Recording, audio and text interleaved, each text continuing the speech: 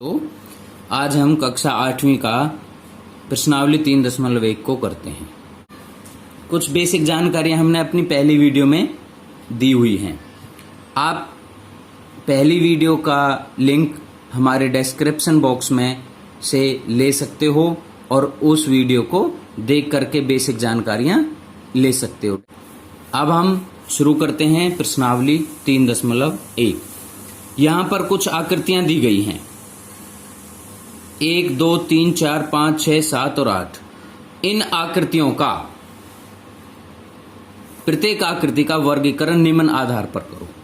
पहला जो साधारण वक्र हैं, इन आकृतियों में जो साधारण वक्र हैं, साधारण वक्र या सरल वक्र वो वक्र होते हैं जो आपस में प्रतिच्छेद कहीं पर भी नहीं करते हैं। तो ऐसे वक्र इसमें देखिए कौन है।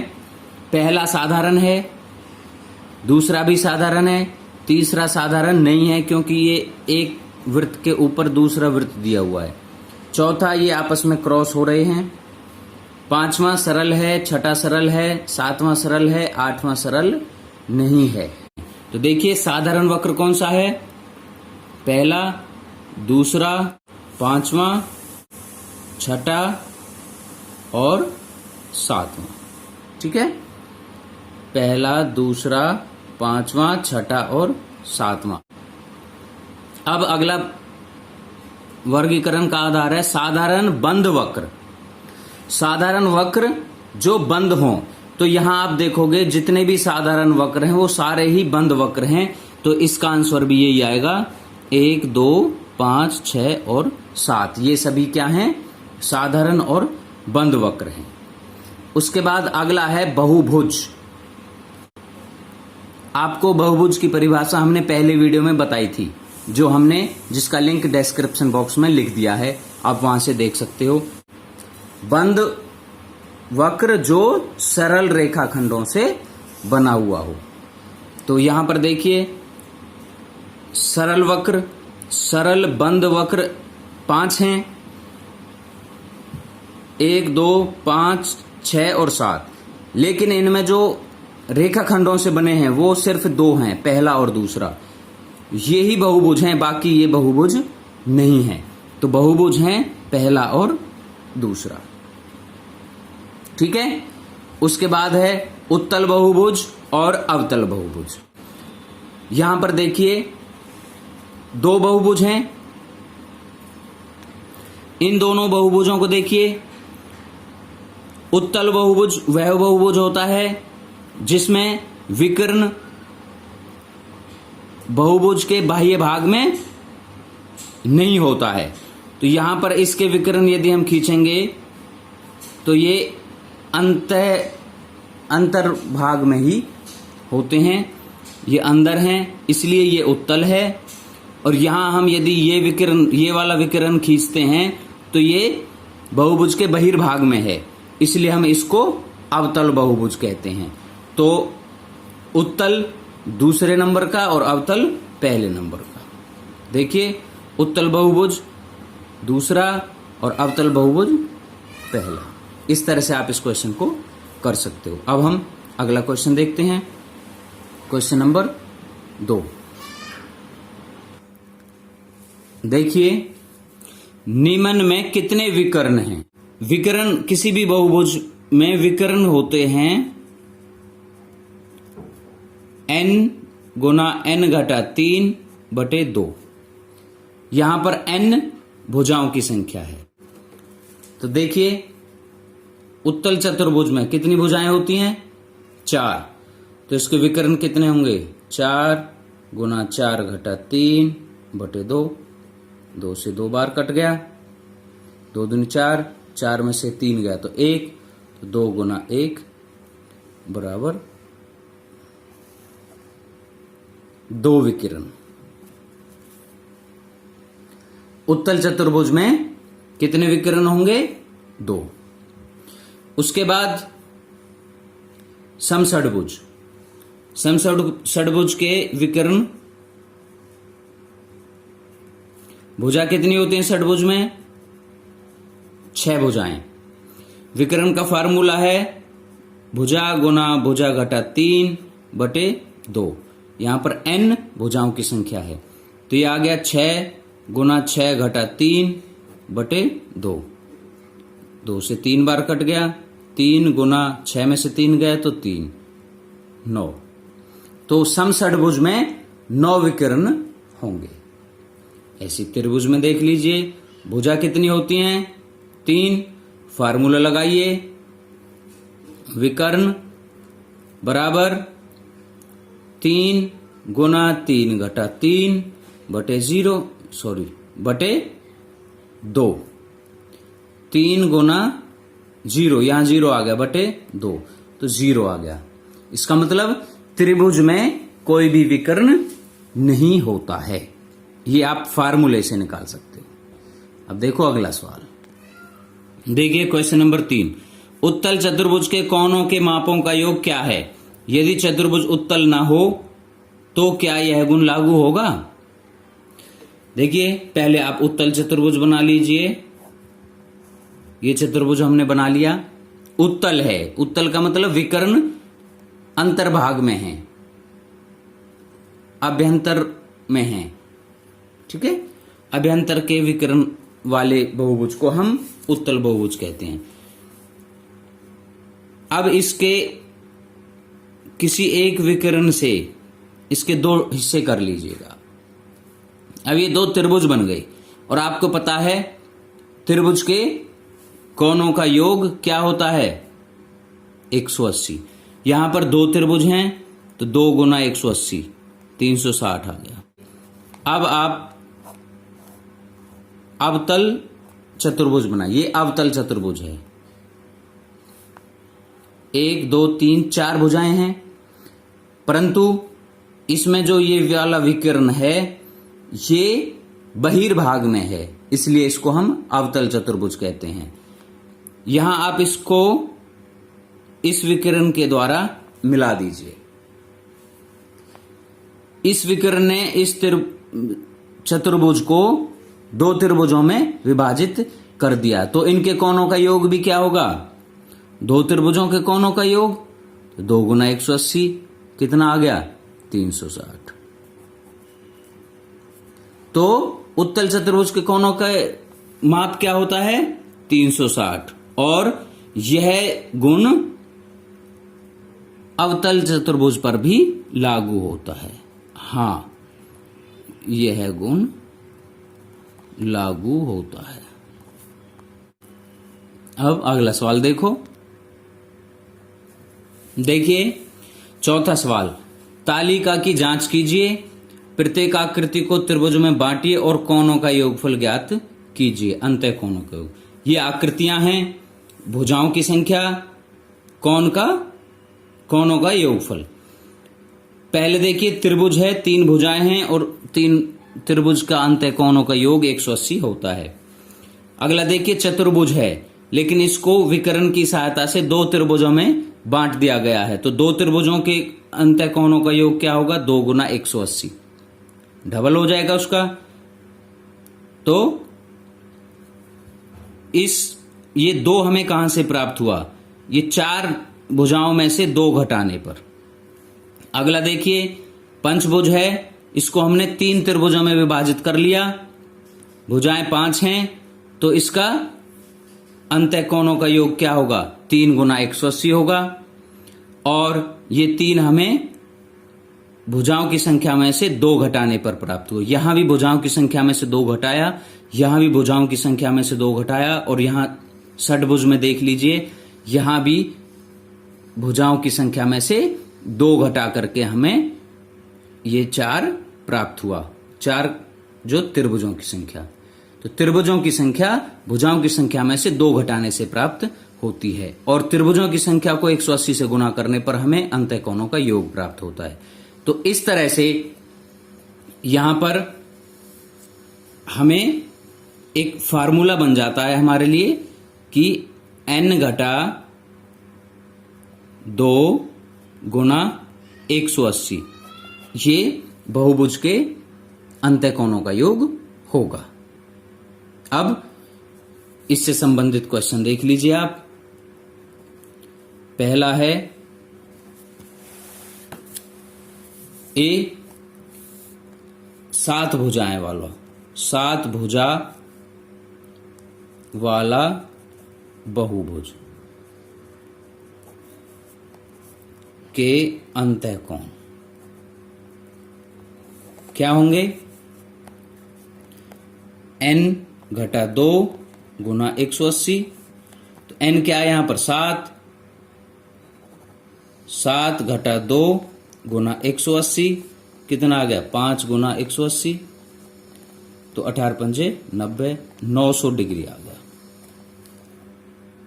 ठीक है। बी है 8 भुजा वाले बहुभुज। तो 8 घटा 2 गुना 180 तो 6 गुना 180 हो गया। इसको गुना कर लीजिएगा। 6 8 48, 4 6 6 4 10, 1080 डिग्री। ऐसे ही 10 सी 10 भुजाओं वाले बहुभुज का अंतःकोण। तो यहां पर 10 घटा 2 गुना 180 हो जाएगा। तो 8 गुना 180, 0 8 8 64, 6 8 1 8 6 14, 1440। तो n भुजाओं वाले बहुभुज का क्या होगा? n घटा 2 गुना 180। राइट। तो इस तरह से हम इसको हल कर सकते हैं। आगे देखिए अगला सवाल। देखिए सवाल नंबर 5। समबाहुभुज क्या है? समबाहुभुज वह बहुभुज होता है जिसके सभी भुजाएं और सभी कोण समान होते हैं। तो देखिए समबाहुभुज वह बहुभुज होता है जिसकी सभी भुजाएं एवं सभी कोण बराबर हों।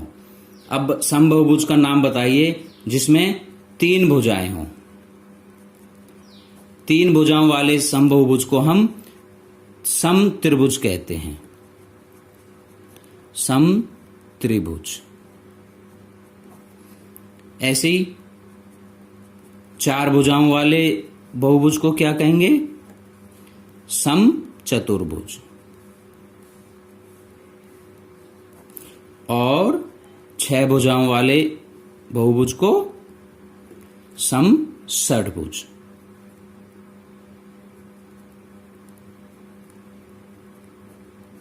ठीक है। अब अगला सवाल देखिए। देखिए निम्नलिखित आकृतियों में x कोण की माप ज्ञात करो। पहला देखिए ये एक चतुर्भुज है और इसमें 3 कोण दिए हुए हैं। चौथा कोण है x, चौथा कोण निकालना है। तो चतुर्भुज के सभी चारों कोण कितने होते हैं आपको पता है?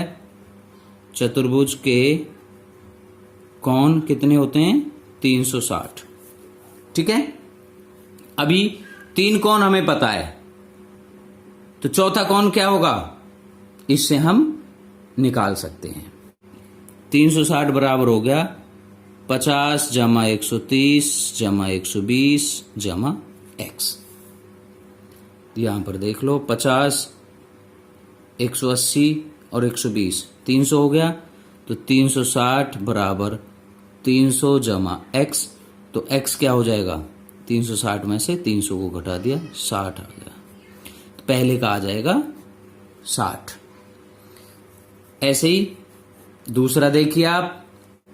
ये कोण 90 डिग्री है क्योंकि यहां 90 डिग्री का दिया हुआ तो यहां भी ये 90 डिग्री होगा। चतुर्भुज के कोण 360 डिग्री। तो चारों कोणों को लिख लीजिए आप। 90 जमा 60 जमा 70 जमा x बराबर 360। इन 3 कोणों का जोड़ कितना हो गया? 220 जमा x बराबर 360। तो x हो गया 360 घटा 220। ये आ गया आपका 140। ठीक है। अब अगला देखो। देखिए सी, ये एक पंचभुज है, 1 2 3 4 5 पंचभुज है, और पंचभुज के सभी कोणों का जोड़ क्या होगा? 540। आप कोण वाले फार्मूले से निकाल सकते हैं। तो पंचभुज के कोणों का योग 540। यहां देखिए ये 70 है, तो क्योंकि ये रैखिक युग्म है ये 110 हो जाएगा। ये 60 है तो ये 120 हो जाएगा, क्योंकि रैखिक युग्म 180 होते हैं। तो अब देख लीजिए, हमें ये 3 कोण पता है और 2 कोण बराबर हैं x x, तो इनकी वैल्यूज यहां रख लीजिएगा। x जमा x जमा 110 जमा 120 जमा 30 बराबर 540। x x 2x हो गया, 2x बराबर 540 घटा इन तीनों का जोड़ 110 और 120 230 और 30 260 हो गया। तो 2x बराबर 0 8 2 280 हो गया। तो x 140, तो ये x 140 होगा, ये भी 140। ठीक है, अभी डी पार्ट देख लीजिएगा। डी पार्ट में क्या है कि ये एक समपंचभुज है। देखिए सभी कोण x x हैं, सभी भुजाएं बराबर दी हुई हैं। तो पंचभुज के कोण कितने होते हैं? 540, और सभी कोण x हैं, तो 5x बराबर 540, x बराबर 540 बटे 5, 5 एकम 5 ना जाएंगे 0, 5 अट्ठे 40। x का मान आ गया 108। राइट। अब 7वां सवाल देखिए। 7वें सवाल में ये एक त्रिभुज दिया हुआ है, इनकी भुजाएं बाहर निकली हुई हैं, बाह्य कोण इनके x, y और z दिए हुए हैं। हमें x, y और z का योग ज्ञात करना है। सबसे पहले अंतः कोण सभी हमें पता होने चाहिए। तो 30 90, तीसरा अंतः कोण नहीं पता, तो 90 30 120, और तीनों कोणों का जोड़ 180 होता है, तो ये 60 डिग्री हो गया। ठीक है, 180 में से 90 और 30 को घटा दिया, 60 आ गया। अब इनके बाह्य कोण x, y और z क्या होंगे? z क्या हो जाएगा? क्योंकि ये 30 है तो ये 150, क्योंकि रैखिक युग्म है, 180 होते हैं रैखिक युग्म, ये 150 आ गया। 90 है तो ये x भी 90, ये 60 है तो ये 120। तो x बराबर 90, y बराबर 120 और z बराबर 150 आ गया। तो x जमा y जमा z क्या हो गया? 90 जमा 120 जमा 150। देख जोड़ कर लीजिएगा इसका, 0 9 2 11 और 5 16, 2 और 3 360 हो गया। ठीक। बी पार्ट, ये एक चतुर्भुज है, इसमें भी ये अंतः कोण 3 दिए हुए हैं, और x y z w x y z ये इनके सभी बाह्य कोण हैं। तो एक अंतः कोण हमें पहले ये निकालना है। ये कितना हो जाएगा? 360 में से 120 और 80 और 60 को घटाना है। 120 80 200 260, तो 360 में से 260 को घटाया तो ये आ गया 100। राइट। अब बाह्य कोण निकाल लीजिए। ये W 80 हो गया, X 60 हो गया, 180 में से घटाना 120 को तो 60 आ गया, 180 में से 100 को घटाए ये 80 आ गया। Y कितना आ जाएगा? 100। Z कितना आ जाएगा? 120। तो x कितना आया 60, y कितना आया 100, z कितना आया 120 और w 80। ठीक है, अब इनका जोड़ निकाल दीजिए। 60 जमा 100 जमा 120 जमा 80 कितना हो गया 120 80 200 300 360। यहां पर एक चीज नोट कीजिएगा आप, दोनों ही सवालों में बाह्य कोणों का जोड़ है।